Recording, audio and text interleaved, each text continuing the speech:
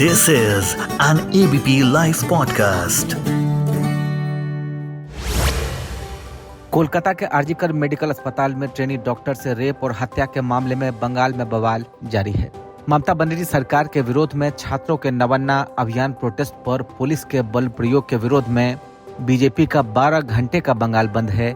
इस दौरान बीजेपी के एक स्थानीय नेता पर हमला किया गया। इस हमले का एक वीडियो सोशल मीडिया पर वायरल हो रहा है, जिसमें देखा जा रहा है कि एक अज्ञात शख्स बीजेपी के स्थानीय नेता प्रियंगू पांडे की कार पर फायरिंग कर रहा है। आज संवाद में इसी पर बात करेंगे। मैं आपके साथ हूं राजेश कुमार और इस पूरे मामले पर हमारे साथ इस वक्त बात करने के लिए सीनियर बीजेपी के नेता आलोक वत्स जी हैं। आलोक वत्स जी, संवाद पर स्वागत है आपका। कोलकाता में प्रदर्शन के दौरान जिस तरह की घटनाएं हुई हैं, आप इसको कैसे देख रहे हैं? देखिए, ये घटना ये जाहिर करता है कि बंगाल में लोकतंत्र हो चुका है, लोकतंत्र मान्यताएं समाप्त हो चुकी हैं। जिस समय वो सैनी डॉक्टर का मर्डर हुआ था, उसके 2 दिन के बाद ममता बनर्जी सड़कों पे थी। पूरा लाम लश्कर के साथ वो उन्होंने फांसी की मांग की थी। उनके ऊपर किसी ने पत्थर नहीं फेंके, लेकिन आज जब शांतिपूर्ण ढंग से वहाँ के नौजवान युवक कल उन्होंने प्रोटेस्ट किया, तो उसके ऊपर इतनी बर्बरतापूर्ण तरीके से उन्होंने व्यवहार कराया। वाटर कैनन छोड़े, आंसू गैस छोड़े, लाठी से बेतरतीब पिटाई की। और आज पूरा बंगाल बीजेपी के इस आह्वान पर समर्थन में खड़ा है। पूरी जगह सन्नाटा है, कहीं कोई दुकानें वगैरह नहीं खुली हुई है। लोगों का मौन समर्थन है, लोगों का पूर्ण समर्थन है। लोग अपना योगदान दे रहे हैं इस तरीके की मौन धारण करने कि कहीं कोई परिंदा पर नहीं हो सकता है। ऐसा सन्नाटा है जैसे पूरा बंगाल नतमस्तक होकर उस युवती को श्रद्धांजलि दे रहा हो। उसमें जो बीजेपी के लोगों को ममता बनर्जी के गुंडों द्वारा, ये पुलिस इनके गुंडे हैं, टारगेट करके उनके ऊपर बम से प्रहार, लाठी से प्रहार, जान से मार देने की साजिश का जो नंगा नृत्य और तांडव वो कर रही है, को पूरा देश देख रहा है। अब वो समय आ चुका है जब ममता बनर्जी और ये युवती का मर्डर, रेप और मर्डर उनके ताबूत में आखिरी कील साबित होगा। ये मैं आज घोषणा करता हूँ। अब वो दिन दूर नहीं है जब ममता बनर्जी को वहाँ की जनता उनको अपने पद से उखाड़ फेंकेगी और वहाँ पर एक लोकतांत्रिक व्यक्ति को शासन में बैठाएगी और एक लोकतांत्रिक पार्टी को वहाँ शासन करने के लिए बैठाएगी।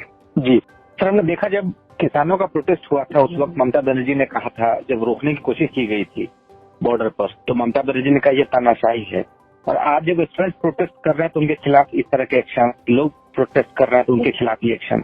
तो ये मैंने आपसे कहा, कसनी और करनी में जो अंतर है, वो खुद जब उन्होंने जुलूस निकाला था, खुद समर्थन में फांसी की मांग करते हुए सड़कों पर नजर आई थी, तब तो किसी ने उन पर उंगली नहीं उठाई थी। आज उसी की मांग करते हुए उसके साथी सड़कों पर है तो उनके ऊपर वाटर कैनन, उनके ऊपर आंसू गैस और उनके ऊपर बर्बरतापूर्वक लाठीचार्ज क्यों करवाया जा रहा है। और आज जिस तरीके का मौन सन्नाटा है, वो मौन स्वीकृति है बंगाल की जनता द्वारा कि ममता दीदी, अब आपका समय आ गया है, अब आपको जाना ही पड़ेगा। और जिस तरीके से बीजेपी के पांडे जी पर और अन्य जगहों पर कार्यकर्ताओं पर ये अटैक कराने की कोशिश को, तो गनीमत है कि उनकी जान बच गई, अन्यथा जिस तरीके का अटैक हुआ था वो मारे जाते। तो ये सब अब लोकतंत्र में नहीं चलने वाली है। जब जनता जागृत हो चुकी है तो इनका जाना अवश्य भागी है। एक हमने देखा कि जिस तरीके से लेडी डॉक्टर का वहाँ पर रेप हुआ, उसके बाद लोगों ने जाकर हॉस्पिटल में बवाल मचाया।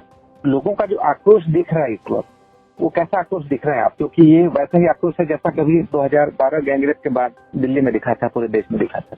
जी, के तरीके का पूरे देश में एक ज्वलनशील मामला बना था। उससे भी ज्यादा ज्वलनशील मामला ये सैनी डॉक्टर के रेप और मर्डर के बाद बना है। और जिस तरीके से हम लोगों ने देखा कि रात के 12-1 बजे 5,000 आदमी अंधेरे में आकर और सबूत मिटाने की कोशिश कर रहे हैं, तो ये सबूत मिटाने का काम कौन करवा रहा था, ये किसी से छिपा नहीं है। ये ममता जी और उनके गुंडों के द्वारा सबूत मिटाने की कवायद की जा रही थी। और अब आज जिस तरीके का वहाँ पर मौन धारण है, जिस तरीके का सन्नाटा है सड़कों पर, जिस तरीके का ये राज्यव्यापी हड़ताल में लोगों का समर्थन है, ये दर्शाता है कि पूरा बंगाल इसको कौन समर्थन दे रहा है और उस लड़की को श्रद्धांजलि दे रहा है और उसके साथ खड़ा है। और उसमें उसके लिए आवाज उठाने वालों को जिस तरीके से मारने की कोशिश कर रही है, वो भी देश और राज्य के लोग देख रहे हैं।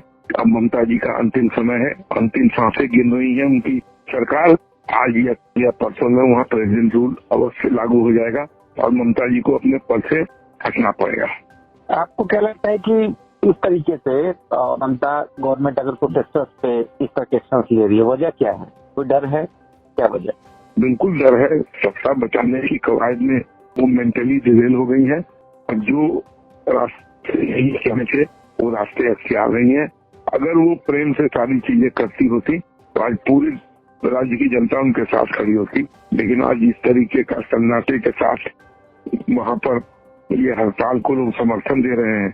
ये मौन स्वीकृति है कि ममता जी आपका समय आ चुका है, अब आपको जाना ही होगा। प्रदर्शनकारियों की क्या डिमांड है, क्या चाह रहे हैं वो? जितने भी लोग इसके दोषी हैं उनको सजा होनी चाहिए और त्वरित कार्रवाई करके उनको सजा होनी चाहिए। अब उसमें विलम्ब नहीं होना चाहिए। जिस तरीके से निर्भया के हथियारों को 7 महीने के बाद सजा हुई, वो लोग अब इसके लिए तैयार नहीं है। फास्ट ट्रैक कोर्ट में त्वरित कार्रवाई करके इससे संबंधित जितने भी लोग दोषी हैं उनको सजा दी जाए। एक आखिरी सवाल और कि तरीके से आज लेडी डॉक्टर रेप के बाद जिस तरीके से लोगों में आक्रोश धधक रहा है वहाँ पर बंगाल की सड़कों पर, तो आपको लगता है कि आने वाले चुनाव में ममता सरकार को इसका खामियाजा भुगतना पड़ सकता है?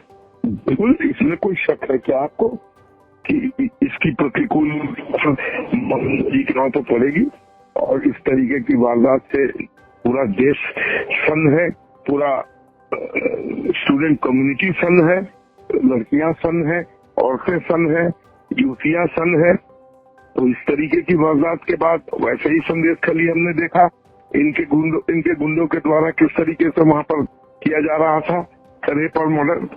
और आज ये कर मेडिकल कॉलेज में हुआ और जिस तरीके से 18 घंटे के बाद FIR, जिस तरीके से उसके घर वालों को कहा गया कि ये तो स्वाभाविक मौत है, सुसाइड किया इसने, और उसके बाद जब तहकीकात में चीजें बाहर आने लगी तब जाके मामले ने तुम पकड़ा, नहीं तो इसको भी रफा दफा करके दबा दिया होता।